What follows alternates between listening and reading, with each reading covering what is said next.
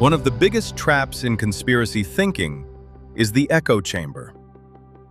An echo chamber is when you only hear voices that agree with you, not because you chose it, but because the algorithm chose it for you. Proverbs 18:17 says, "The first to speak seems right," meaning the first version of a story you hear feels true until you hear another perspective. But if you're stuck in an echo chamber, you never hear that second perspective. You only hear the one that reinforces your fear. And the more you hear the same message, the more true it feels, even if it's not. That's how people get trapped, not by evil intentions, but by isolation.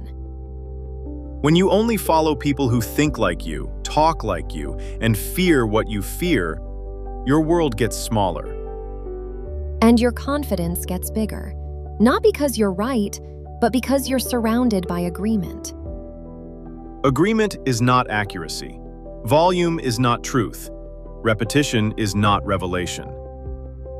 And here's the dangerous part. Echo chambers make you suspicious of anyone who disagrees. You start thinking, they're blind, they're controlled, they're part of the system, they don't get it. But sometimes they're just healthy, they're just balanced, they're just not afraid.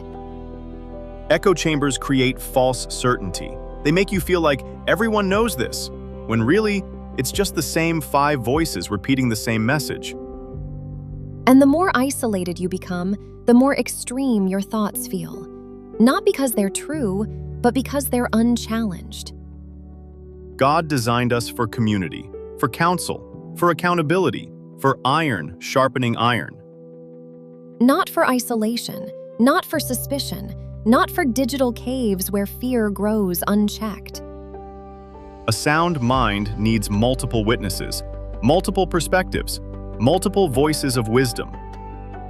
Not just the loudest voice, not just the scariest voice, not just the voice that confirms your gut. If your worldview can't survive a different perspective, it's not discernment, it's fragility. And if the only people you trust are the ones who agree with you, you're not being protected, you're being controlled. God doesn't lead you into echo chambers, He leads you into truth, and truth can handle questions.